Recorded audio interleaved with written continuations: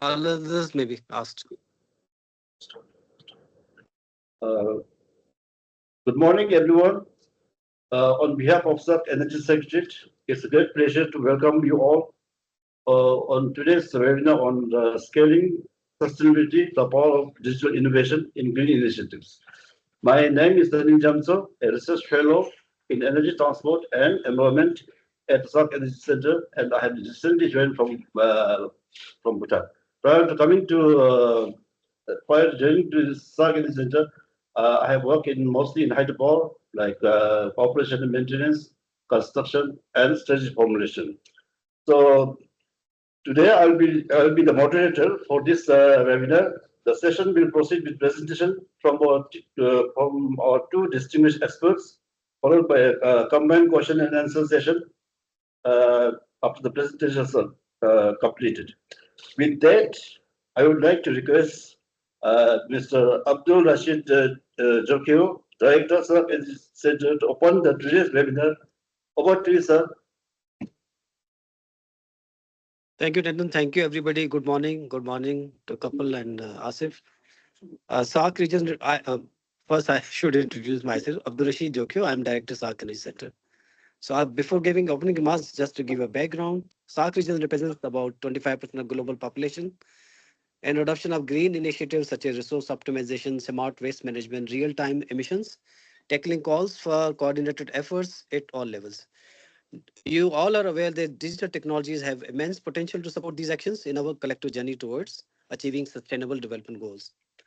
Ladies and gentlemen, reducing greenhouse emissions, addressing resource depletion, mitigating environmental pollution, optimizing waste management have become critical global priorities. Across the world, countries are embracing the circular economy as a transformative pathway towards achieving a net zero carbon emission by 2050 to 2070. So digitization is accelerating this transition by enabling systems in which materials, energy, and products can be continuously reused, repurposed, and recycled. While global markets exhibit strong technological maturity, Asia Pacific countries are rapidly advancing through a smart city initiatives and clean technology investments. SAARC region displays mixed progress. I mean, apart from the member states, Bangladesh, India, Pakistan, these are the main member states which are kind of emerging as the leaders in adopting IoT, AI-driven sustainable solutions, and work is ongoing. Whereas other member states are at pilot or experimental stages. Dear Parliament, we are honored to have two distinguished experts, Dr. Kapil from the UAE and Mr. Mohammad Asif Iqbal from Islamabad, Pakistan. Their insights and expertise will undoubtedly enrich our understanding of how digital technologies can drive sustainability initiatives across South Asia. I extend my sincere thanks to all the participants for joining us. I encourage you all to make this an interactive and engaging session. Please feel free to share your thoughts and contribute towards the discussion. With these words, I declare the session open and wish you all the best for the session. Thank you once again. And I declare, as I said, declare the session open.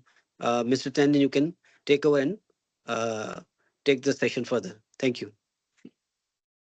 Uh, Thank you, Director, for your enriching words on the state, mainly highlighting on the status of green initiatives being taken in the region, especially, and with focus on what status we are in sub regions. And the more important is integration of the digital technologies in achieving green initiatives. So with this now, for the benefits of the participants, I'll briefly introduce the experts. So as we have first Dr. Kapil Darula, a senior analyst at the Climate Champion team. Uh, he has over 2 decades of experience in international organizations, government, and universities. Basically, he has worked as an economic advisor at the United Nations, then lecturer, and uh, the advantage of him being in this is that he having worked in international organizations and the green initiatives, and he has inside knowledge of how the green initiatives can be transformed using digital technologies. Now, coming to our next expert, Mr. Muhammad Asif. Uh, Muhammad Asif is a consultant, energy consultant in the Edinburgh's Consulting Engineers. He is the founder of the firm, and he has vast experience in the initiating digital innovations for achieving or realizing green initiatives, particularly in the region. And he has worked number of projects in Pakistan, Middle East, and Southeast Asia. So with this, we'll begin our presentation. First, I think we'll ask Mr. Dr. Kapil to please go ahead with the presentation. Thank you so much to Director SAARC for the invitation and Mr. Tandon for giving me this opportunity to present my thoughts on green digitalization. Let me try and share my screen and hopefully we should get going.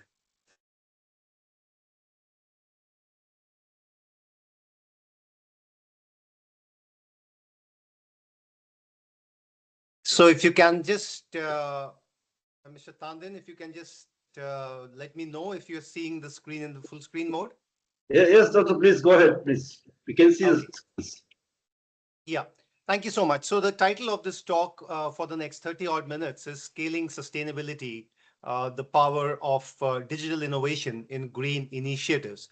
And I structured this talk under these headings. First, we'll give a quick introduction to technologies and use cases. Then we'll give an overall scan of the global and regional trends, but then focus more on practical examples of green technologies as well as how they are used, especially in the SAARC region. I'll again give an overview of the current policy status in 8 countries of the SAARC and look at the deployment gaps and limitations, followed by recommendations.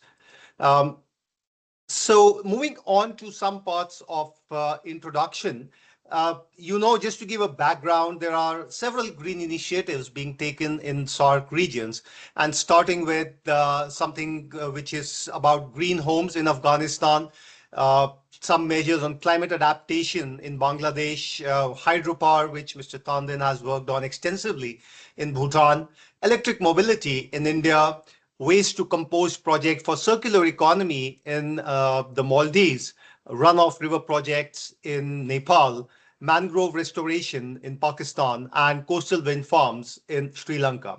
This gives just a brief snapshot of some of the green initiatives in these countries. But moving on from there, let me start by distinguishing between digitization and digitalization. And this is very important because we should not confuse both these terms. And the core meaning of digitization is actually to convert analog information into digital information, while digitalization is using these digital technologies to transform processes and operation. So here we are just converting the data, but digitalization improves workflows and business processes. An example could be just scanning documents into PDFs, but here you are automating an end-to-end document approval workflow and you rely on digitization to achieve digitalization. Of course, these are mostly easy storing, retrieval, and sharing. And here we get efficiency gains, faster decisions, better customer experiences. And if you see here, while it's an independent task, it has limited incremental value. But digitalization actually relies on digitized data as the foundation, and it's highly transformative and gives us new business models. So having made this distinction, let me try and look at what are the building blocks of digitalization. And there are four of them, starting with computers, connectivity, sensors, and data, and of course, software. And when we look at computers as a building block, these are both large as well as small computers, which is distributed in the cloud as well as edge computing. And how these are connected is through internet, mobile, or 5G connectivity, which integrates all these computers into one big network. There is also an increasing use of proliferation of data, the decreasing cost of sensors and internet-enabled technology. And in terms of software, we are looking at machine learning, blockchain, big data, and artificial intelligence. In terms of how do we apply AI for sustainability, I would like to highlight that digitalization and AI have several applications, such as you can build new services and products. You can do asset optimization, be it building assets or energy assets. You can do process improvements in your offices and streamline the processes. It can be used to improve safety as well as customer experience. Regulatory compliance is an important aspect, and you can make all of this automated, and therefore you can improve operational efficiency. And these are some of the key applications of artificial intelligence for sustainability. Now, let me try and give you very briefly some of the technologies and the use cases with examples.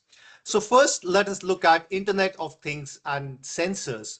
And what these technologies can do, how they can be used, is through monitoring energy consumption, recording emissions in real time. You can install continuous emission monitoring sensors in stacks of power plants, and it will automatically record all of these information.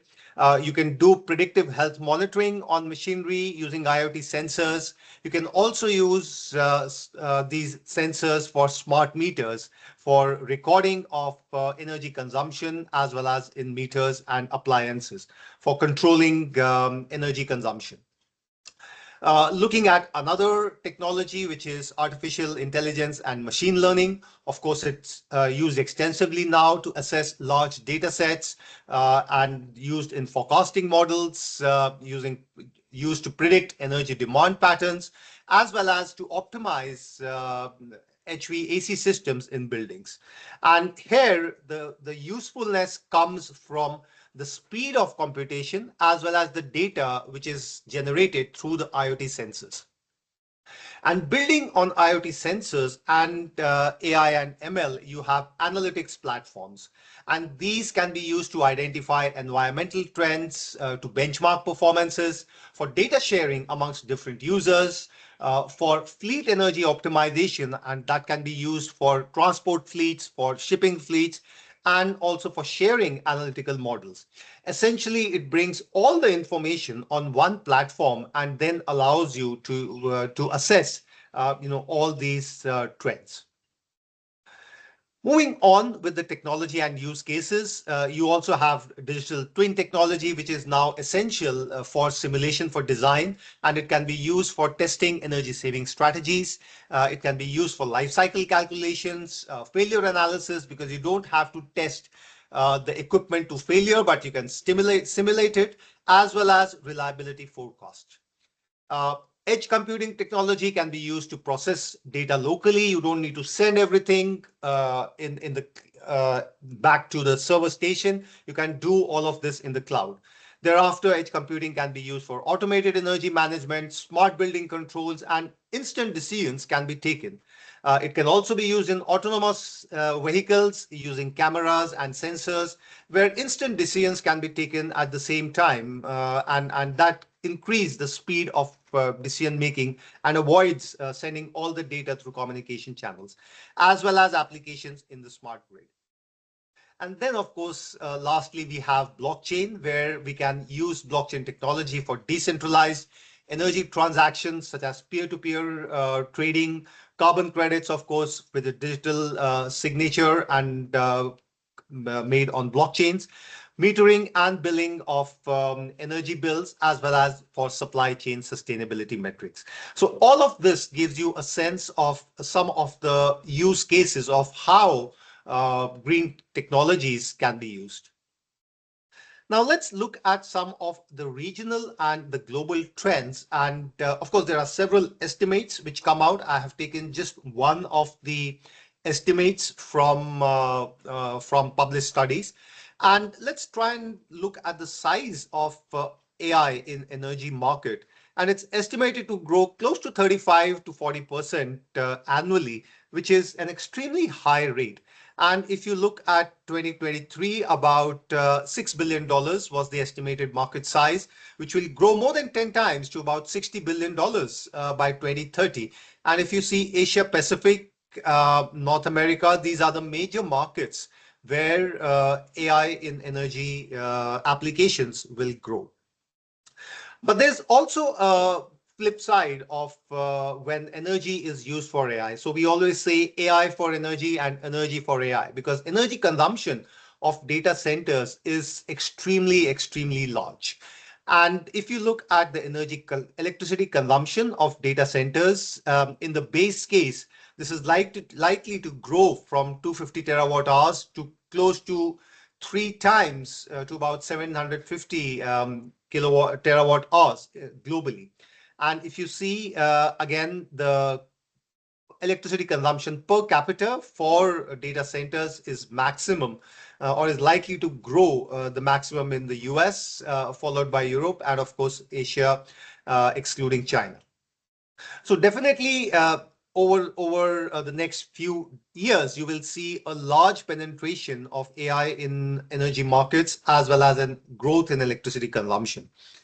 And how this will pan out in terms of a future revenue mix for industries is that today about 20% of the mix is from AI applications, but in the future, about 80% of the revenue mix will come from new use cases, new technologies, ecosystems, products, and different mergers and acquisitions. And currently, you would see companies such as Schneider, Honeywell, Siemens, etc., working on generation, distribution, and consumption.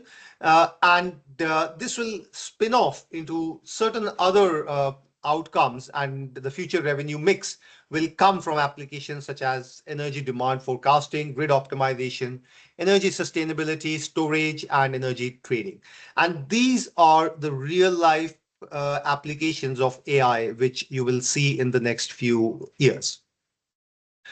And now let me try and give you some of the examples of AI use in practice from the world over. And here, if you see, first I'll highlight some cases of energy optimization. And Google DeepMind AI for data center cooling has been implemented. How it implements AI is that it trains neural networks on outputs from several sensors, monitoring temperatures, power, pump speed, and set points. And this forms some kind of an IoT chain. The result has been that cooling energy consumption has been reduced by 40%, and overall 15% reduction has been obtained in energy consumption. And this is how Google is reducing energy consumption for its data centers. The second is demand response management for Google data centers. Again, as I said, data centers consume a lot of energy, and Google has been using ML, Carbon Intelligent Computing Platform, to shift non-urgent work, such as machine learning tasks, to off-peak hours. And this is based on the inputs from the utility. That is, when there is high demand of electricity consumption on the utility, Google backs down by reducing or lowering its ML tasks. And this leads to reduced grid load and increases demand flexibility. And the last application is smart grid load forecasting. And here AI algorithms have been applied to analyze data from IoT sensors, smart meters, weather forecast, customer behaviors, etc., to do grid forecasting. And the result becomes that there is improved generation efficiency as well as it reduces wastage. Some other examples coming from blockchain for transparency. And as I mentioned, there is application of peer-to-peer RE trading, and a company Power Ledger actually allows peer-to-peer trading between different between a generator as well as a user of solar energy. And this you can do between two independent households. There is also an application of carbon credit tokenization, and Plastic Bank uses blockchain to reward people with digital tokens for collecting plastic waste. BE, B4E Carbon uses blockchain and distributed ledger with digital MRV to provide emission management solutions. And these are actual examples in practice. And then, as an example of supply chain traceability, BMW has partnered with VChain so as to improve the traceability of their batteries across their life cycle, starting from where the critical material for batteries was originated, how it was used, the recycling and disposal. And this supports, a clean circular economy. And some of the other applications beyond these are in other sectors, such as precision agriculture, where John Deere, the famous producer of tractors, they use IoT sensors to monitor weather, crop yield, health, soil moisture, and then they give precision drip irrigation. It saves water, fertilizers, and improves crop yield. There is also an application of industrial emission monitoring where IoT sensors actually are deployed in water bodies, rivers, streams, and AI is used to analyze this data to identify the source of the pollution. The blockchain is used to record information in tamper-proof format, and some applications include the Climate Change Project, which integrates tools to build global networks for climate data and action. And this has been applied in countries in South Asia. And then, of course, there is smart building management system with smart meters, IoT devices, where data is used for optimizing HVAC systems, lighting equipment use in buildings, leading to energy savings and improving indoor ambience. So let me now shift my attention to some of the notable projects in SAARC countries so that you can identify what is happening in these countries. And very recently, Afghanistan applied some of the projects in energy planning tools and renewable powered grid infrastructure build out. There was a $10 billion agreement with Azizi Energy in 2005 August to generate, transmit, and distribute about 10,000 megawatts of electricity with IoT telemetry and remote asset monitoring. And what this leads to is that you can monitor real-time plant health, which reduces the downtime of energy generation assets. Automation improves losses and improves billing accuracy. Of course, in Bangladesh, very, very famous solar house program and smart meters with multiple layer IoT telemetry and remote performance analytics. Dhaka Electric Company does prepaid smart meters to cut ATS commercial losses and improve revenue collection. And of course, all of this leads to lower technical losses, improves revenue, detects power thefts, and improves the commercial operation efficiency, allowing the Dhaka Electric Supply Company to manage the grid efficiently and in real time. In Bhutan, a very interesting case where green crypto is being mined using hydropower, because you know that most of the energy comes from renewable sources. And the National Energy Policy of Bhutan also calls for promoting innovative R&D and use of digital twins, smart grids, and IoT adoption. And the main impacts of this is actually government is planning to use green bitcoins with valid green energy certificates for increasing their own revenues. In India, IoT and AI platforms for fleet management has been used for logistics, where GPS and telemetric devices in vehicles actually track commercial fleets, their optimize their delivery routes, and of course also monitor driver behavior. And this leads to improved fuel efficiency, operational efficiency, and safety. In Maldives, an example is that IoT sensors have actually been deployed in a World Bank finance project where they collect climate relevant data such as coral reef health, sea level rise, and water quality.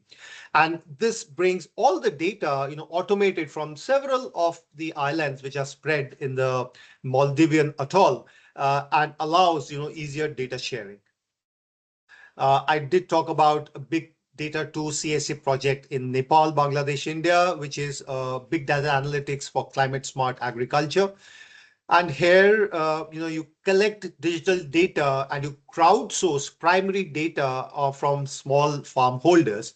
Once this is got into this big platform, all of this data, such as soil quality, climate, satellite imagery, etc., are used, to develop tools and deliver recommendations to farmers, which have led to, increased yield and profitability for farmers. And lastly, in Pakistan, there's a big push for smart meters and developing apps and AI chatbots. Thereafter, you have this leads to reduced AT&C losses, improves revenue cycles, faster outage resolution, and targeted maintenance. And similarly, the Ceylon Electricity Board in Sri Lanka is also procuring advanced metering infrastructure, developing distribution control centers to create near real-time data and demand management projects. So moving on, let's quickly look at what is the current policy status on digital technologies in all these countries. Very recently in Afghanistan, a 5-year long term development strategy was approved. Of course, it builds on digital foundation strategy for Afghanistan, which was in the earlier government.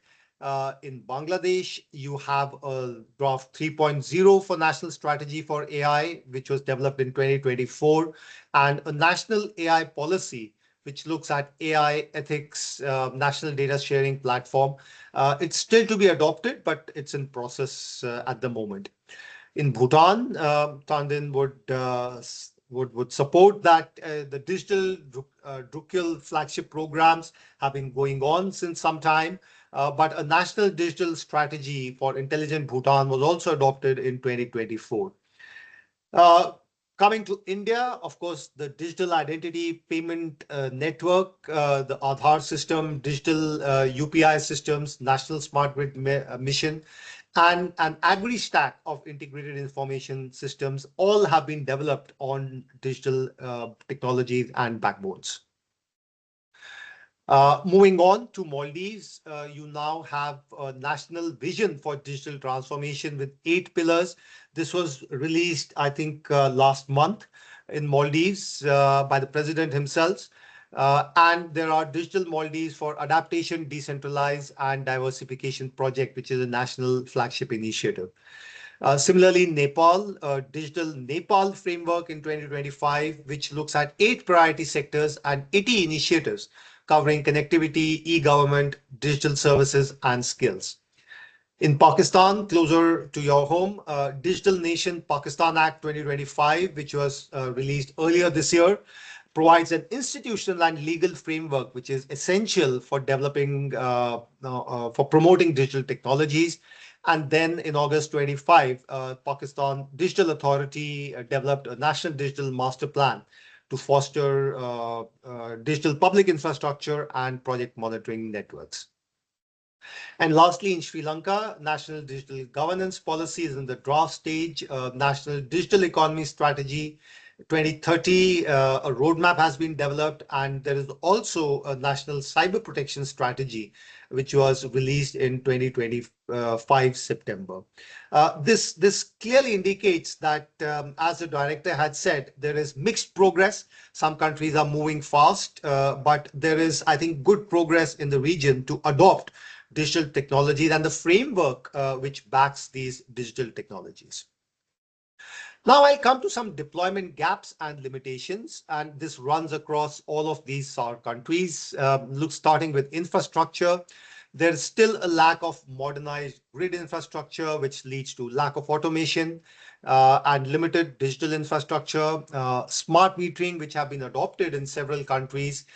There are rollout delays, and there is also vendor fragmentation because different vendors have different standards, different makes of meters, which is leading to challenges. Technology adoption, there is slow progress. There are implementation challenges because there is the integration between the existing infrastructure, which is which is the analog infrastructure, and the new IoT-based infrastructure is a problem. In many places, you see that AI and analytics, they have been integrated, but they remain underutilized. We have lots of data collected from these real-time IoT sensors, but there are limitations on how do we use this data. And of course, there is system incompatibility, which is leading to slower adoption of technology. In terms of regulatory framework, there is fragmented regulatory environment. In many countries, there is state monopoly of utilities, which is leading to resistance in adoption of efficiency framework. There is inadequate legal and data governance framework, policy implementation dates, delays, and in several countries, there are limited incentives, to adopt this. Of course, there are financial constraints, high upfront cost for implementation of infrastructure, limited access to concessional financing, unclear ROIs, which lead to market uncertainty, currency risk and political instability risk are also a big factor, which limits or which leads to financial constraints. Regional cooperation is challenging. The SAARC Energy Centre is doing a lot to build this regional cooperation, but geopolitical tensions, lack of agreements on technical standards, and information sharing limitations are omnipresent. In terms of data management, there is an issue on standardization of data and therefore data quality and availability. Interoperability challenges in platform integration, data security, and lack of consumer trust on how this data is going to be used. There are also certain social barriers, such as lack of public awareness, resistance to change, institutional inertia, a digital divide between digital haves and digital have-nots, and socioeconomic barriers. And lastly, there is also skill shortage, cybersecurity vulnerabilities, MRV, system deficiencies, and scalability challenges. So having looked at deployment gaps and limitations, I'll come to the last concluding part, which I'll cover in the next 3-4 minutes, is about recommendations for SAARC countries. So as we said, progress is on, but it needs to move faster. And these are some set of recommendations for all SAARC countries, depending on where they are at the moment. So first is about policy and regulatory frameworks. Several countries have developed national smart grid roadmaps, but need to increase the speed of implementation. And this is the low-hanging fruit of application of these technologies.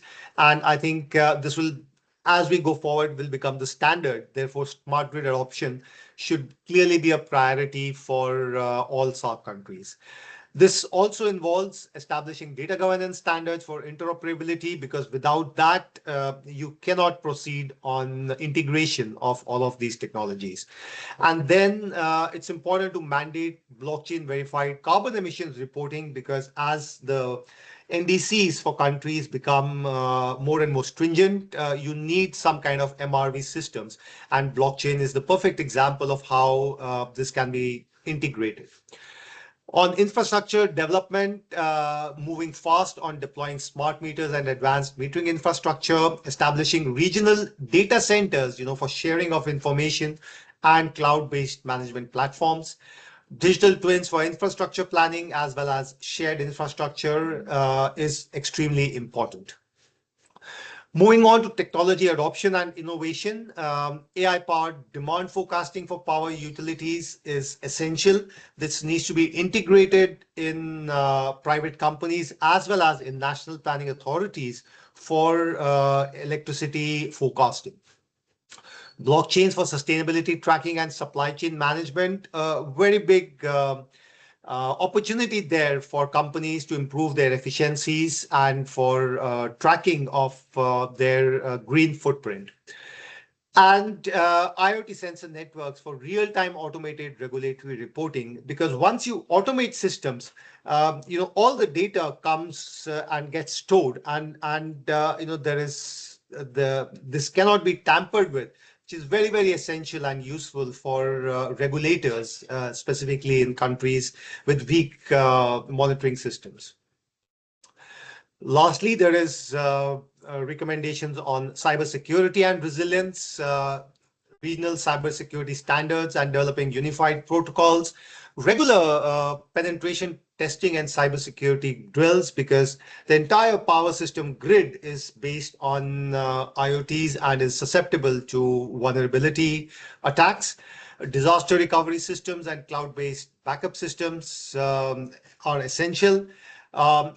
Something to do with capacity building and skills development, which the SAARC Energy Centre is championing, developing regional centers of excellence, specialized training hubs, industry academic collaboration and joint research programs, workforce reskilling programs, including data analytics, as well as on digital platforms. And lastly, about regional cooperation mechanisms, developing SAARC Digital Energy Platform for real-time trading, balancing, and data exchange, shared R&D initiatives, and co-funding research, which the SAARC Energy Centre can lead on, as well as technology transfer agreements, technical assistance, and pilot projects. So I think I'll come to the last slide in 1 minute. I'll conclude, and I hope I've given you some takeaways that digitalization, powered by sensors, connectivity, data, computing, and platform, it is the backbone for digital services. Without this, you cannot move ahead in a digitally connected world.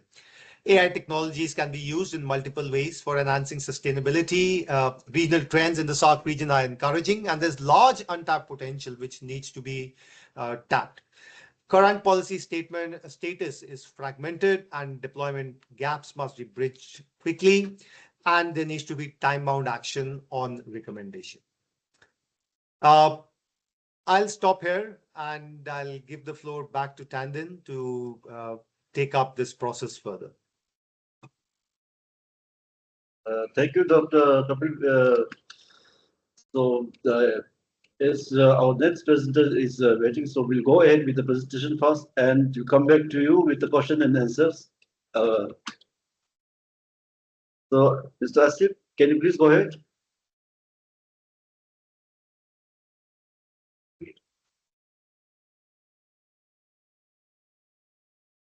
Yeah. Can you hear me? Yes. Thank you so much, Mr. Yes, Tandon. yes. Yeah. So let me share my screen first.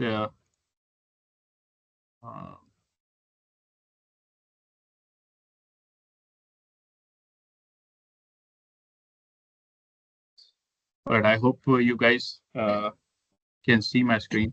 So the topic we are going to talk about here today is gathered and online linked up to talk about the scaling sustainability. So my as Dr. Saab has already covered a lot of things, I'm sure that has created a base for further, to build on. And I'll be trying to more focus on specifics related to scaling aspect of the sustainability, and then how these specific digital tools which are available and very much successfully implemented already could be used to integrate and further develop pilots from pilot scales to the scale status, a higher scale. I would like to first of all say good morning, and I'm honored to join this SAARC Energy Centre webinar. We'll be exploring how digital innovation from IoT to AI, blockchain is redefining sustainability at a scale of building cities and industries across our region. My warm greetings to everybody on board. Quickly, I will. And my aim would be to connect global trends with the real projects, and specifically, we'll be highlighting some of the successful project stories uh, already uh, uh, already shared by the Asia Pacific region. Countries have already implemented, and plus, we are also going to cover some of the projects highlights already implemented or being implemented in the process of implementation in the SAARC region. Though Dr. Saab has already covered some of the projects, and then we will also quickly touch few of the assignments and the projects which are worth mentioning here. Further about SAARC Energy Centers, I think this has to be acknowledged that SEC has played a vital role in knowledge exchange for sustainable energy practices. Plus, the real power of SAARC is actually in the collaboration and learning from each other country's solutions. And again, the digital innovation is essential to addressing energy, water, environmental, and urban challenges. So the purpose of the webinar, I would like to further emphasize that our aim would be to demonstrate how digital tools turn sustainability from an idea into measurable, trackable practice. The priority is scalability, the solutions that can be implemented across multiple countries and sectors. This session supports the SEC's goal of strengthening regional human and technical capacity. Further, I would like to quickly, before diving into the deeper and down the slides, I would like to first cover that the larger sustainability landscape. When we talk about South Asia, we are facing similar challenges. Rapidly growing cities, increasing energy demand, pressure on water resources, rising emissions, climate vulnerabilities. So sustainability is no longer just an environmental matter. It defines how we design buildings, operate our energy systems, and manage our cities and plan for the next generation as well. So the difference today is that these digital technologies, IoT, AI, data analytics we are talking about, or even blockchain, are giving us new capabilities. These tools actually help us measure precisely, optimize continuously, and scale solutions quickly. They turn sustainability from a policy concept into a measurable, trackable performance. Further, I would like to also quickly just elaborate a little bit on the digital tools. Though Dr. Saab has already explained a lot on digital tools and their applications, but I would also like to share my view that on the basis of what I see, that digital tools today are not limited to sustainability. They are transforming every major sector in healthcare, AASS diagnosis, in agriculture, IoT optimizes irrigation, in manufacturing, digital twins reduce downtimes, in transport, AI manages traffic and EV charging, in disaster management even. That's worth mentioning. Digital platforms provide real-time alerts. Everywhere we look around, digital tools improve accuracy, efficiency, decision making, and these same capabilities, when applied to sustainability, become incredibly powerful. So in this presentation, we will explore further ahead down the slides that how these technologies are already reshaping buildings, energy systems, and entire cities with real examples. Again, I already mentioned that for some examples we are going to take from Asia Pacific region, and some of the examples we will highlight the efforts and the progress made by SAARC countries to date. Together, we see how these initiatives can guide our own national plans and regional cooperation moving forward. So as I was highlighting in my very first the slide, that scaling is the key. So emphasis is on scaling, because without scaling, there will be no impact. So this slide actually captures the central message of today's session. Sustainability creates real impact only when it reaches a scale. So if we want meaningful climate impact, we must think in terms of scalable systems, replicable solutions, and you can say large-scale adoption across countries and sectors. Scaling sustainability is not just about installing a technology. It requires a combination of the technological readiness, policy, regulatory support, supply chain maturity, circular economy principles, financing. So these are the all need to align for solutions to grow beyond a pilot projects. When we talk about true scale, the numbers are also very important. Numbers are not in thousands or millions. We are talking about billions and trillions. This is the level of deployment required uh, to decarbonize energy system, buildings, transport, and urban infrastructure. Scaling is ultimately, I would say that an equation of balance we need to achieve. We need to achieve a balance between technology that works, policy that supports adoption, and economics that make the solution commercially viable. If any one of these three links is weak, scaling fails. So when we talk about again, when we talk about scale, we are essentially talking about transforming solutions into a commodity, something affordable, widely available, and easy to adopt, just like energy, because a universal commodity.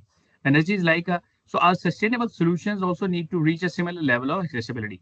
The message here is innovation gives us ideas, but scaling gives us impact. So these digital tools, financial models, and regional collaboration, it becomes very decisive. Further, I would like to raise, I mean, here a question raises that why convergence? So sustainability and digitalization are no longer two separate domains. We are witnessing a very clear convergence because sustainability goals now require a kind of precision, transparency, measurement that only a digital tool can provide. And again, in the past, we need to understand in the past, the sustainability was often based on broad estimates, compliance checklists were being followed, but now countries, cities, companies are expected to measure exactly how much energy is saved, how much emission is reduced, how much waste is reduced, and this level of precision demands digital support, which is not possible without this. Again, further, I would like to say about digital tools.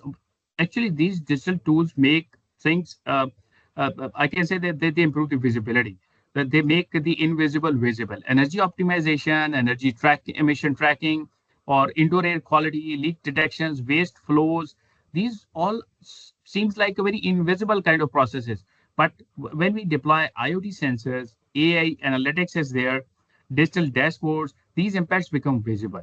And these impacts, this whole scenario is visible in real time, and decision making becomes far more accurate. Further, we believe that sustainability is becoming a data driven principle. Digital tools help us quantify baselines, and identify inefficiencies and verify improvements as well. Without these tools, this basic, the concept of validation or verification, we talk about MRV, implementation. So monitoring, reporting, and verification is very important. This allows governments and industries to make informed investments rather than relying on assumptions. Further, I would like to say that digitalization is very essential. And the key point is that without digitalization, sustainability targets stay abstract.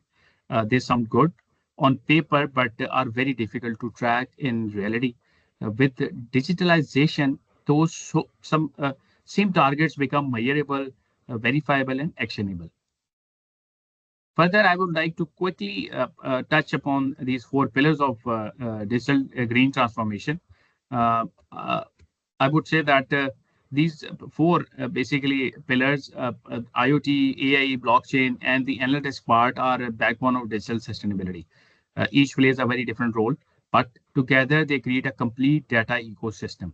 IoT is considered eyes and ears, the sensing layer, you can say, and it gathers actually the real data from the buildings, meters, grids, water systems, and everything. So without IoT, we don't know what's happening. There is no visibility. And the AI is actually the brain part, which actually interprets all of that data. It detects patterns, predicts failures, and optimizes system operations and recommends actions. So AI convert that data, which is collected with the help of IoT deployment, into intelligence, and this is what creates efficiency. Further, blockchain, we already, have this the understanding about the blockchain provides a security in the transactions. So it also provides us a trust layer.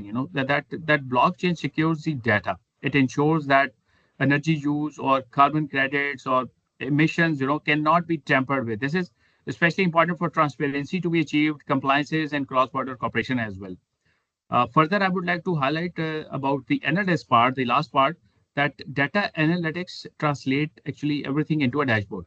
So KPIs and policy insights. This is what actually the leaders and decision makers need, to actually see the performance trends and improvements and maybe opportunities to for further improvements or again that helps it to to incorporate this all information into the policy and regulatory frameworks. So when all of the four, as mentioned earlier, together they close the loop: data, intelligence, trust, action, improvement. This is how we create continuous improvement in energy systems, buildings, and city operations. I would like to emphasize again, these pillars are not individual technologies, and this has to be understood that they form a complete ecosystem that supports monitoring, optimization, transparency, and scaling of sustainability, which is the core concept here, the scaling of sustainability across sectors. Further, I would like to quickly just touch on IoT. Already, I think, explained a lot by Dr. Saab as well, that IoT transforms these passive infrastructures into a responsive system. So sensors could be deployed in different arrangements and settings. IoT sensors track temperature, real-time dashboards are also enables the government regulators already mentioned in previous. So data collected today becomes the basis of optimization, which we are expecting or anticipating tomorrow. Further, touching on AI and data analytics, I would like to again quickly touch, because AI also AI actually, the purpose of AI is to predict demand spikes, optimize HVAC scheduling, detects anomalies in industrial facilities. Machine learning models have improved compressor. Just for sake of example, and for cities, analytics have drive demand response programs that flat. Demand response program is very critical to highlight here that in the international certain sustainability rating systems, especially lead, because I have a personal experience working on lead cities and communities for a couple of development projects.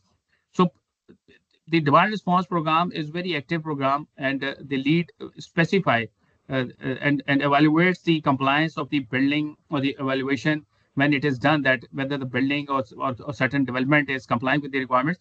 The demand response is one of the very key requirement, and that is deployed in two levels. They ask either the infrastructure is there, and then you develop the have the provision in the facility to hook up and integrate, and then actively participate in that program. Or if let's say if you cannot have, I mean, you do not have yet the infrastructure right now from the government and or maybe from the public, the authorities and all that, you must have at least the systems and the provision within your facility, so that by the time the infrastructure is there, because I'm sure that the greater level, the master planning requires certain time to implement and achieve those infrastructure. But your building is future ready, if that system and provisions are today inherently added into the design, so the building will become ready for the future. Quickly, let's jump to the again, AI helps predict equipment failure before it happens. Very important. Smart systems adjusting lighting, cooling. I mean, these are very basic things. I'm sure you guys already. Predictive insights minimize failures and expensive downtime. All systems report to a unified dashboard for facility teams. Similarly, blockchain, again, the transparency and the trust we are talking about ensures carbon accounting, traceability. Again, I would like to mention the lead compliance, the sustainability rating system. I would like to relate again and again with the lead, because of my experience and practical learning on those projects, that lead emphasize on the custody of the chain of custody, and tracing each and every transaction exactly, and especially for the certified products, when we are talking about certified materials or some certified products with the certain level of the compliance with the sustainability or green materials, maybe, let's say. So that chain is very important, and if there is anything like which cannot be trusted, so that is again creates a sort of situation which cannot be acceptable. So imagine cross-border RECs, renewable energy certificates within SAARC, energy produced, let's say in Bhutan, verified through blockchain, and again, trading is transparently possible to Bangladesh, Pakistan. That's real integration powered by trust. Further, digital twins is also mentioned by I think Dr. Saab, but I would like to also again relate it to the the engineering perspective that building information modeling is very actively and very used to leverage the benefits at maximum. These urban development planning or maybe specific building we are talking about that could be virtually developed, and the performance could be forecasted, and simulations could be done, and the expected or anticipated, like in US, we have been involved in a couple of assignments in the US, and the modeling was required, and the certain level of energy performance certificates, energy certificates are required, and the compliance certificate is actually generated through the softwares used, and the software doesn't allow you to actually generate a compliance certificate unless the specific parameters or the performance parameters are achieved in the overall design of the building. So that is kind of a I think one of the way of achieving. I mean, if the buildings level and the implementation is there, and we scale it up to this urban planning, modeling, simulations, and further, at the cities level. So that is possible that we can have a very high scale level this implementation. Similarly, industrial manufacturing applications already we have touched IoT linked motors, predictive analytics on boilers, AI maintenance, reduce both cost and emissions. Factories adopting ISO 50001 with digital monitoring have achieved up to 20% of. These are some of the highlights I'm just giving you to give you a perspective that these certain achievements are possible. Further, we will touch upon global and regional trends. Globally, we see investment in smart grids, city dashboards, and digital twins. Asia Pacific leads with the adoption. Success stories confirm that digital innovation is the engine behind modern sustainability. The SAARC region can also position itself as a collaborative innovation block, not just as individual adopters.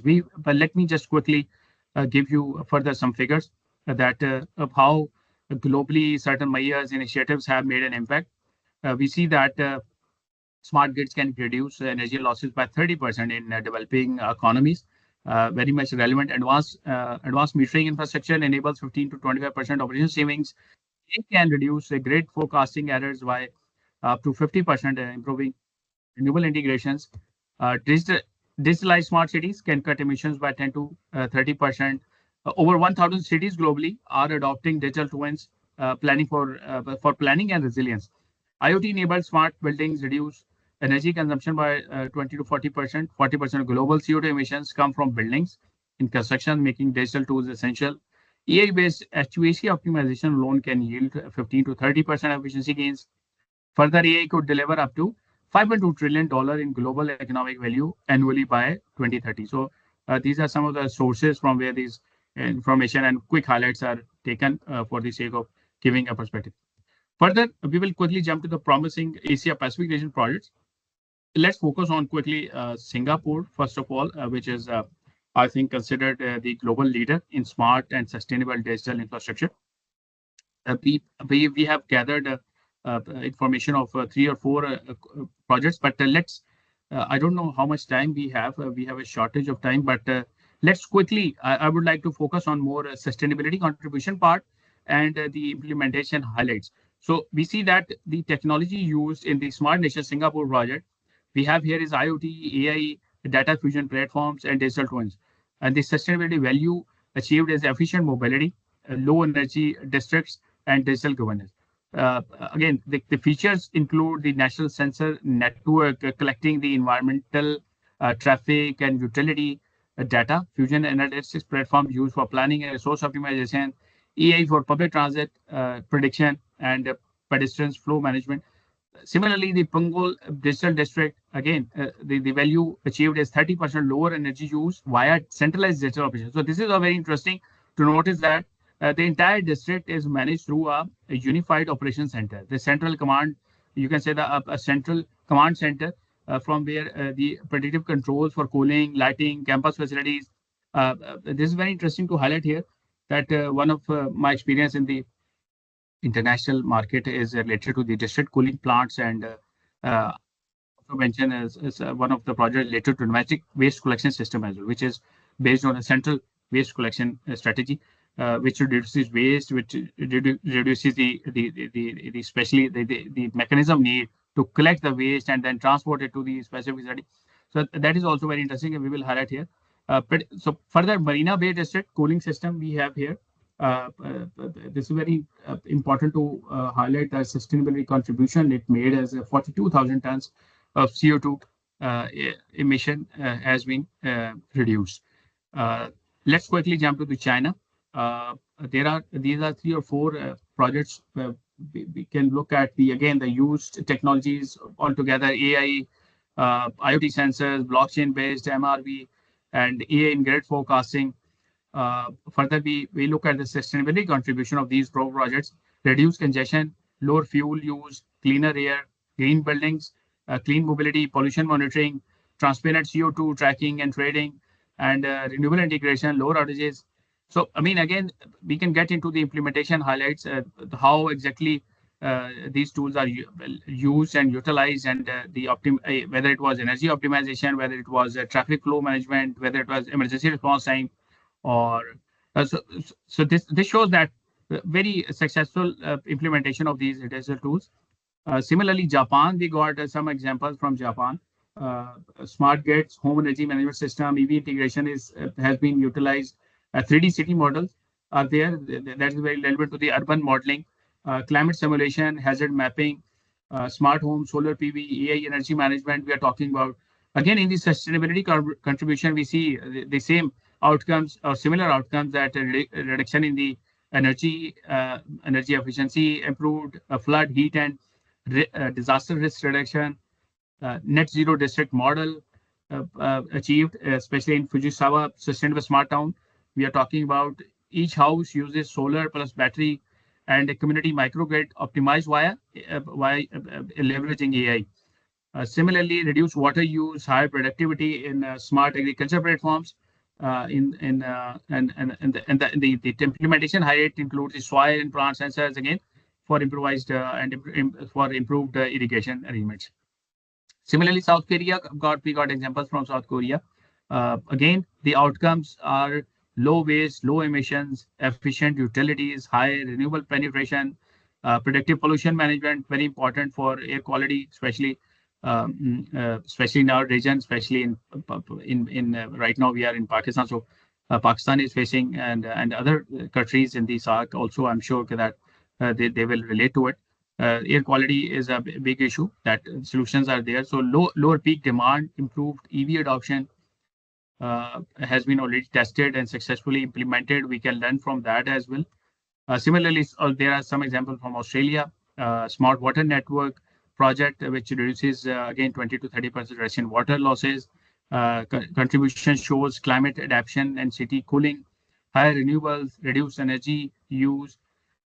Similarly, New Zealand, we got some examples in which we see that future-proof infrastructure and zoning is possible by simulating flooding, sea level rise, earthquakes, guides planning, lower environmental footprint of agriculture, less congestion, lower emissions. So these are all, I mean, I'm trying to actually cover things quickly because I think that we have a short time.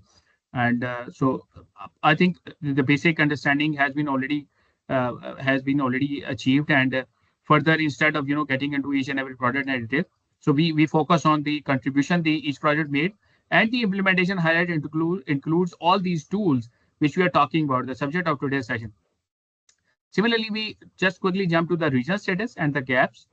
We see that each country is advancing, and we see, I mean, the uneven adoption, data silos, limited interoperability, and policy lag in the scaling.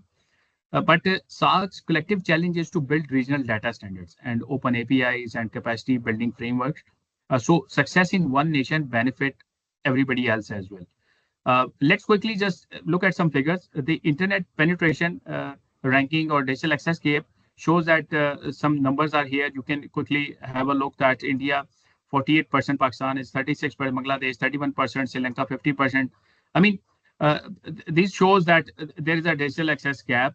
And similarly, another index we can look at it, digital skills gap.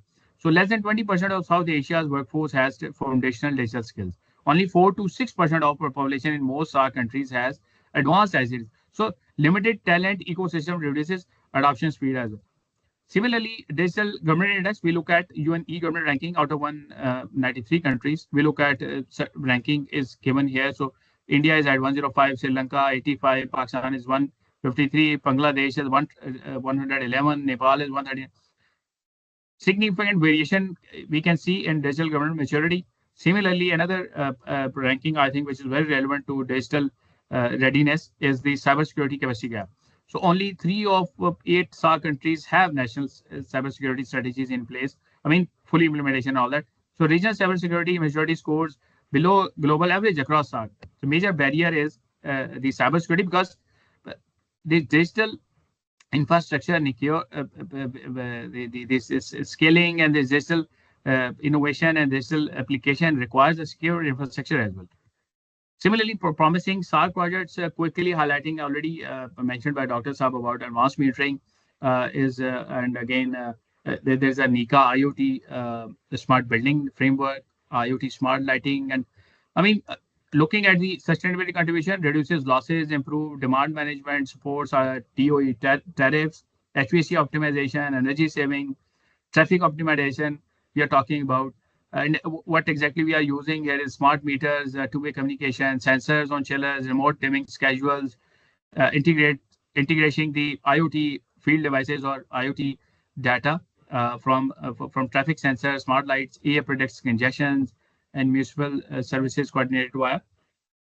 So let's quickly jump to India. We got a few projects in India. Similarly, I would like to highlight on sustainability contribution. Better mobility, reduced congestions are achieved, prevents illegal dumping, fast response, I mean, related to waste management as well. So cuts congestions, fuel emission reduction related to traffic management, lower grid losses, and better renewable energy integration. The project National Smart Grid Mission, employing smart meters and SCADA using our AI application. Similarly, Bangladesh, we have Smart Bangladesh Vision. The sustainability contribution in these 4 projects are very similar. Green growth, low carbon urban systems, climate resilient urban infrastructure, big power savings, reduce idling, lower CO2. Similarly, in Sri Lanka, we have again the similar kind of application, reduced electricity demand in Colombo NB IoT smart street lighting pilot and better environmental policy design, enabling the remote work, digital services, reduced non-revenue water, faster repairs, and smart SCADA project. Similarly, in Nepal, we see that, I mean, digital Nepal framework DNA project, we see the contribution is supporting low carbon inclusive development. 30 to the second Lalitpur smart street lighting, 30 to 40% energy reduced. Similarly, Kathmandu smart traffic management, lower congestion, pollution mapping is there, the achievement. Similarly, Bhutan already highlighted one of very interesting project by Dr. Saab about the hydro project, hydro power backed the digital assets we are talking about, which avoids fossil fuels, crypto, green digital economy. And again, some of other contributions include EV only mobility, hydropower based low carbon city, efficient land use, ecological balance. Maldives, we got projects cases where climate data driven planning is there, then enabling smart islands, reducing travel emissions, diesel use is reduced, disaster resilience is achieved by using again and leveraging the same IoT, AI. Afghanistan, certain projects could be looked at, and the success stories could be also understood, and the reasons and the specifics we can get into for our own learning and applying, from other countries as well. So roadmap for scaling digital sustainability. Quickly, I would like to highlight that as we come to the end of this session, I want to leave you with a clear roadmap and a practical roadmap for SAARC nations to move from ideas and pilots to shared, scalable, and regional progress. So the first, we need to look at it. We need a unified regional vision and data framework, which is very important. Digital sustainability becomes powerful when countries agree on common principles, share data standards, and a long-term regional strategy. So this alignment allows every country to move in the same direction. They may be moving at their own pace, but again, at least direction should be same. Again, the second very important is infrastructure. The modern infrastructure is non-negotiable. Smart grids, MI meters, city dashboards, IoT networks, and cloud platforms are the enablers of every sustainability action we talked about. Upgrading infrastructure is how we unlock real-time monitoring, efficiency, and resilience. The third important aspect is the data. So we must strengthen the regional digital backbone. Data interoperability is the foundation. If countries cannot exchange information, whether it's energy, climate data, or city data, we remain digitally fragmented, as already highlighted by Dr. Saab, that the interoperable systems enable regional benchmarking. So share tools and coordinate policy responses. Similarly, we need to also look at integration, which is again into the policy instruments. Digital innovation must be embedded in policy and not treated as some kind of add-on. This means new buildings, like already that also is also in progress. That building codes are incorporating certain requirements for compliance, which helps ultimately down the line. I mean, ultimately at the authority levels, to make sure that certain implementation is there, and especially related to urban planning frameworks we are talking about. Further, the very critical and very important is the finance. We cannot ignore, because none of this scaling, none of this implementation, none of these benefits are possible without financing. So we must mobilize public finance, private capital. We are going to touch little more on this financing aspect, so that in the last slide, without, again, repeating that without green tech financing, digital solutions remain pilots. Financing is what converts pilots into national scale system.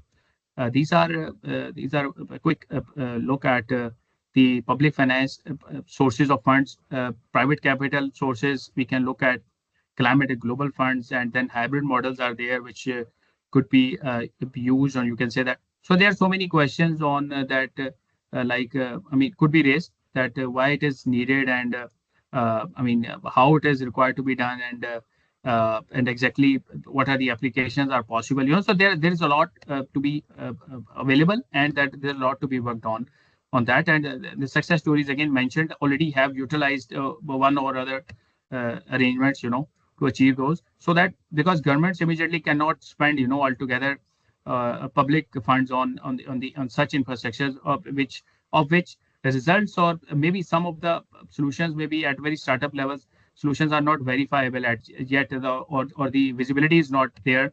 So for that kind of situation, a basic foundation arrangement could be provided by governments, and then further private public partnerships could be made to achieve the real benefits. Further, I would like to mention beyond 2025 regional vision in closing. Looking beyond 2025, our collective opportunity is to form a SAARC digital systematic network, a regional hub connecting policies, projects, and people. Collaboration, data sharing, and innovation will define our journey, from the isolated success stories to a unified green transformation. I would like to thank you, everybody. I look forward to our discussion and to building this regional digital green ecosystem together. Thank you so much.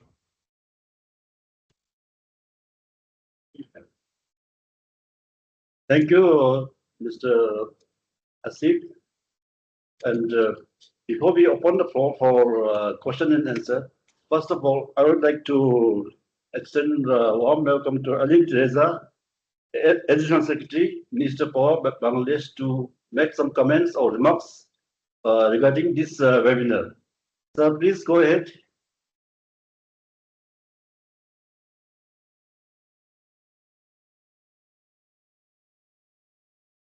Hello, Mr. Ali Reza.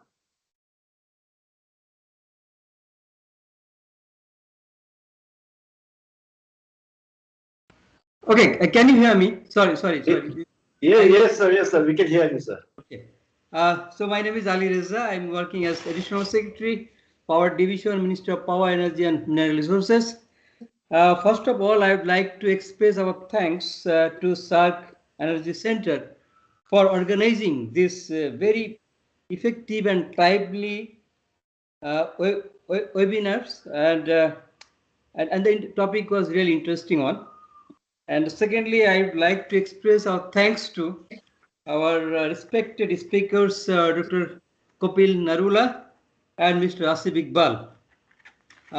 So a lot of relevant issues you have already discussed in your talk, and I was listening very carefully since those issues found very effective, applicable, and some cases helpful to overcome some of the challenges we are facing in the power sector.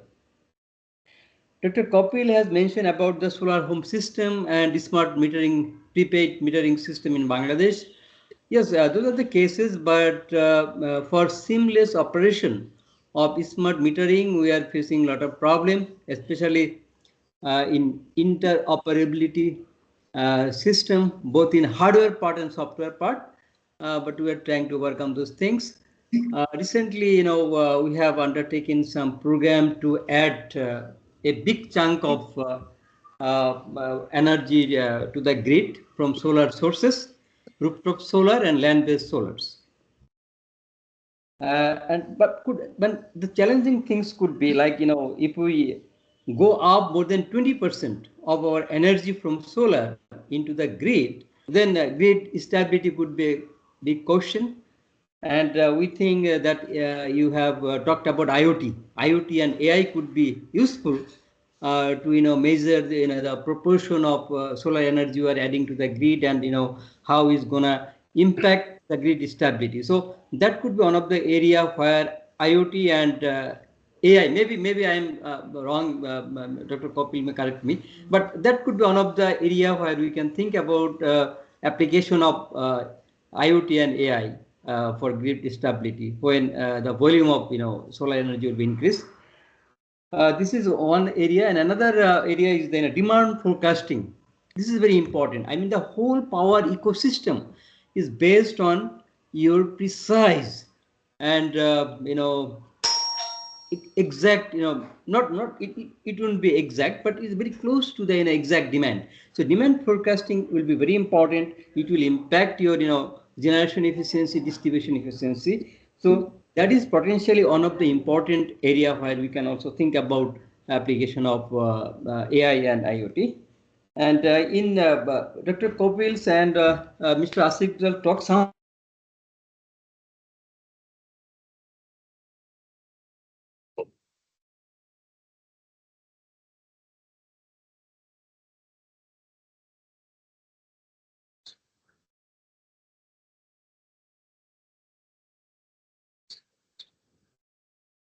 Hello, Mr. Eliza. Your sound is not.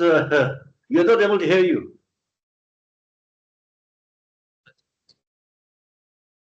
So maybe some issues with the connection. Dr. Kapil, can you hear us? Yes, we can.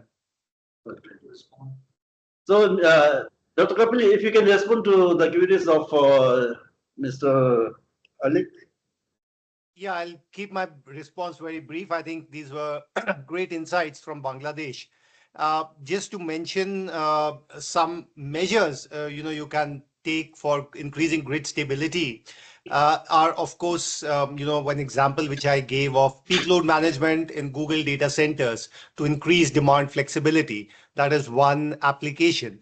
But more importantly, you have to have firm power with batteries, which supplement your solar systems. Because at this moment, while technically it's possible and countries in Europe have achieved 100% power for electricity from renewables, we still struggle with 20, 30, 40% of grid integration from renewables. But an important part is when systems are, especially utility solar systems are tendered, they have to be coupled with battery backup. And of course, demand forecasting, as Mr. Ali has said, is a very critical part. We are now moving from 1 hour demand forecast to 15 minutes to 5 minutes demand forecasting, and markets are moving for 5 minutes time slots for future demand for buying of power. So I'll stop here. If Asif has something to say, happy to give him the floor. I would like to just add here that I think the most important thing here is that the we have to leverage the EI, especially the IoT is there, the integration is there, then the AI implementation actually could help us in the predicting this and stabilizing or achieving the streamlined the performance and operation of these grids, especially when we are talking about renewables or mini grids we are talking about or isolated grids we are talking about. So AI could be leveraged and predictions could be done and accordingly optimization is possible. Yeah. Yeah, thank you. Thank you so much. So now the floor is open for any other questions from the other participants. You can either raise your hands or type the question, or you can ask the question. Please, the floor is open.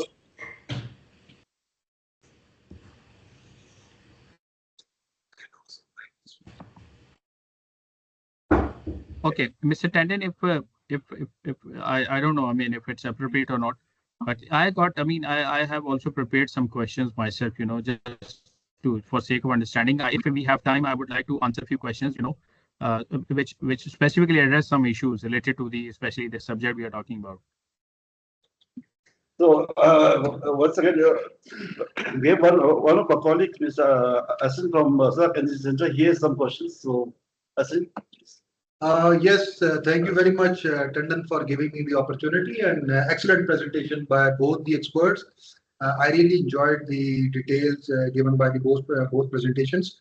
So my question would be from Kapil and Asif both. Nobody would like that his or her data is shared or maybe stolen by these AI digitalization tools. And how do you think we could ensure the security of the user's energy consumption data? Has there been any breach of such data globally, any specific incident? I'm talking from the perspective of domestic users or any firm who would like to keep their data safe and sound and to be sure that their data is safe. Thank you.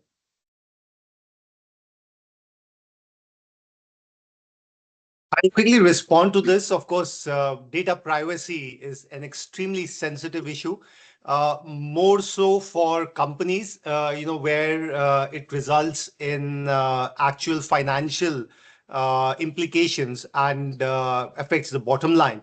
But there are several measures in place. I think if you look at Europe, you will have data security arrangements, but also data privacy. The data privacy commitments, as well as when your utility company records your data, one, it is of course ensured you sign contractual agreements that they will not reveal your identity. But also most of these data applications are when you aggregate all of the households data together and anonymize it.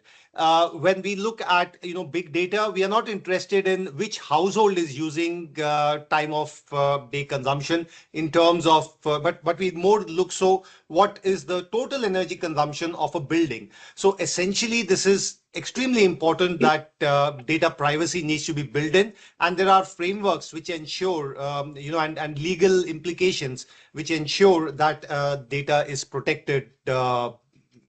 Asif, I'll give the floor to you to cover this up. Yes, I think I can add on this very interesting question of Mr. Hassan.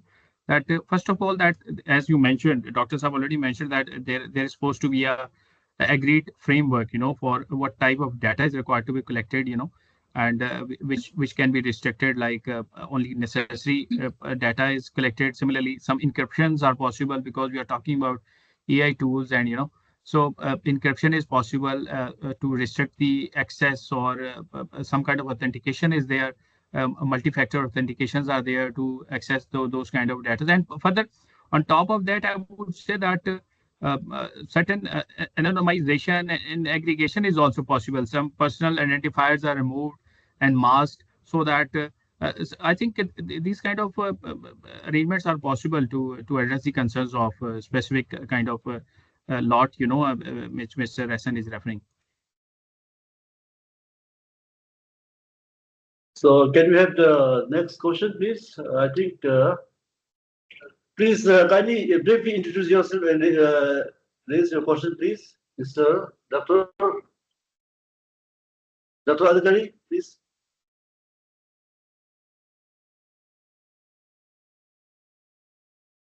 Hello, Dr. Adhikari, can you unmute?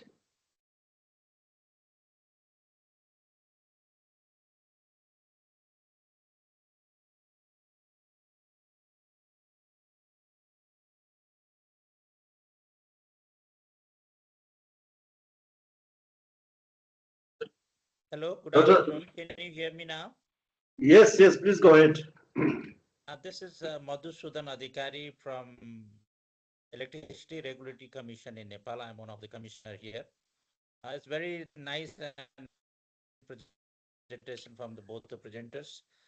I'm just asking a very basic question on these five things we have to arrange for digitization, as both of the presenters said. We have this IoT sensors, then we have AI, then we have blockchains and everything. Because do we get all this thing as a package from the state-of-art technology supplier, or we have to bring an add-on to make our system smart? Just a very, very basic question. Any one of you can answer me that. So, Asif, if you can answer. Yeah, no problem. I would like to reply to that in a way that I think the question being asked is, if I've understood properly, that if a complete package could be taken, or it could be deployed, in a phases, maybe like and that is very possible that if you want to achieve it in a phases as well, the digital benefits, the benefits of the digitalization. At the first step, IoT is possible to be deployed, but the point here is, which we are missing, is that if we collected data, but we do not analyze it and we do not process it, using AI, that will not be providing us that benefit we are seeking. So we need to have a minimum arrangement, like IoT and AI arrangements are required. And similarly, I would like to also mention that as far as solutions are concerned, there are solution providers, and they are the actually which we mentioned about when we were talking about financing. There are certain arrangements, organizations which are actually not actually the financiers. They are actually the organizations, energy service companies, and certain private organizations which are actually providing these solutions related to these specific tools. So what they do is they actually they are providing a complete solution as well, tailored according to the requirements. When we talk about building, when we talk about a city level implementation, so that the implementation scale is different, So accordingly, the solution could be also a basic level implementation and a advanced level implementation. So just a follow-up question on that. Like, I'm particularly talking about the smart electricity grid. So what do you think in a regional level? Is it now time has come that all the grid codes in the region should have these mandatory provision in the grid code or distribution code, so that these grids are having a similar kind of technology just to have power exchanges and all in the days to come?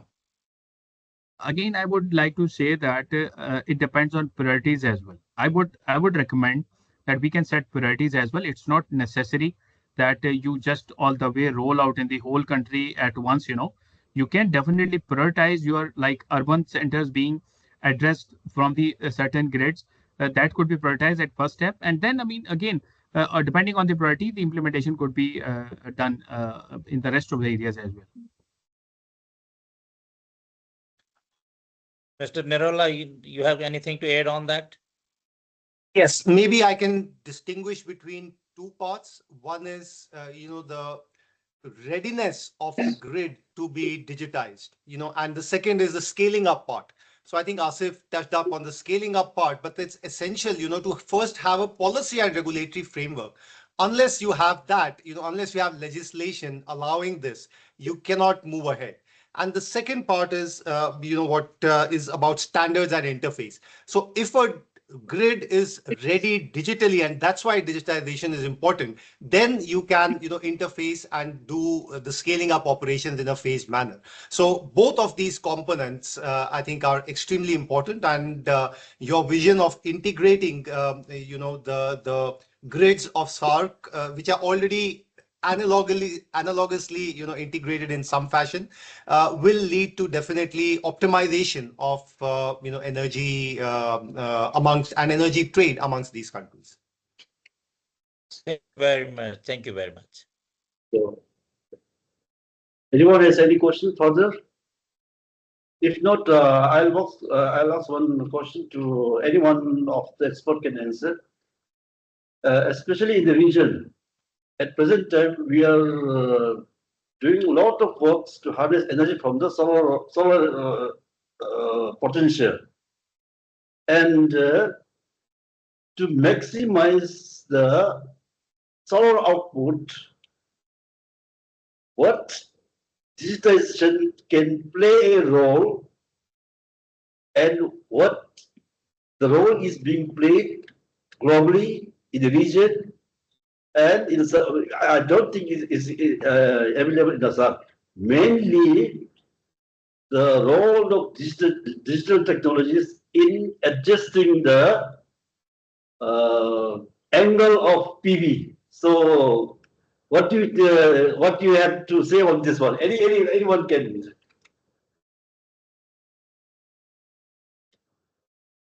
This is Dr. Kapila. Can you? I mean, if doctors have allowed me, I would like to share my thoughts on that. I mean, if I have understood your question, Mr. Tane, properly, you are maybe asking that solar projects, how these solar projects can benefit from digital tools. Is it what you are looking for?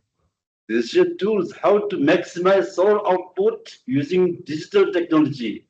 Yeah, I mean, so benefit from digital tools. Basically, I want to know how the angle of solar panel can be adjusted using digital tools so that we get maximum Okay, output. so first of all, I think we should look at how these digital tools can benefit, the implementation and the integration of overall solar project. Then, I mean, definitely the optimization part or the maximum performance part of a specific panel or array we are talking about at the ground level, that is also possible on the basis of assessments we have performed. These solar projects are the solar system design requires a very initial level of study which is required to be performed at the site. So that study feasibility is required to be performed, and according to that study and assessments, the certain information is actually identified. The specific you are talking about, the solar panel angle, azimuth angle we are talking about, or maybe we are talking about the angle, the orientation of the panels into direction of the sun trajectory following and all that. So like tracking is possible. And but what I want to share here, If I have to interrupt, yes, is it practically applied in the globe or in the region of this technology? So that will be great. I would like to answer it in a way that as far as the digital tools utilization is concerned, this is very much practical and very much possible, because every panel, string, inverter we are talking about, or that can be monitored in real time. I mean, as far as IoT and smart centers we are talking about. So again, the monitoring part actually help us, because detecting the underperforming strings immediately, that is also one of the key objective. We can identify, and then again identification of the hotspots, shading, soiling, or like connection failures are also possible to avoid disruptions, or you can say that the performance issues could be monitored. Similarly, AI models, again, as we mentioned, that predict solar generation based on weather, irradiance, and historical performance data. That also helps. Exactly, I mean, the point you are making on the angle of the solar panel, again, I would mention that only depend on the initial studies which are required to perform, and the angles are required again on the basis of these seasonal variations and changes in the weather. As I mentioned already, that we need to monitor, weather as well. And accordingly, to improve or optimize performance, the angles could be adjusted if certain arrangements are there in the inherent design, that like the tracking is there and the movement or orientation of panels could be changed on the basis of the certain data which we receive. Then definitely it is possible. Yeah.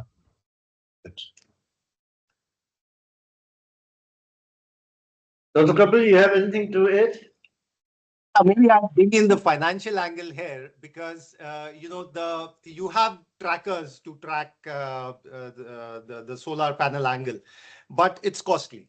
So you'll need to look at what is the return on benefit on when you get on adding this. But like Asif said, digital twins, simulation, 5-minute weather forecasting, use of big data and AI for performance efficiency of solar panels, and all of these technologies. And today you have technology where you can integrate solar with molten salt and produce electricity 24 hours a day using solar panels.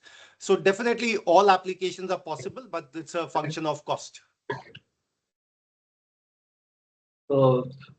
Thank you all the participants for today's webinar.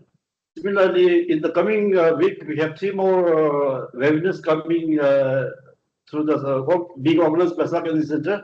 So we hope to join us, and any material regarding the webinar will be available on the SAARC Energy Centre website. Please feel free to ask, or the input from the participants is what we, the SAARC Energy Centre expects, so that we get the performance or the speed, the wings of the SAARC Energy Centre can be enhanced through the inputs we get from the participants. So with this, I would like to thank you and appreciate for your time, please. Thank you very much. Thank you so much, Mr. Tandon. Thank you so much. Thank you so much. Thank you, Everybody. everyone. Thank you, Director Thank you. SEC. Thank you. Thank you. Thank you, Bye, the take care. speakers. One time. There's one.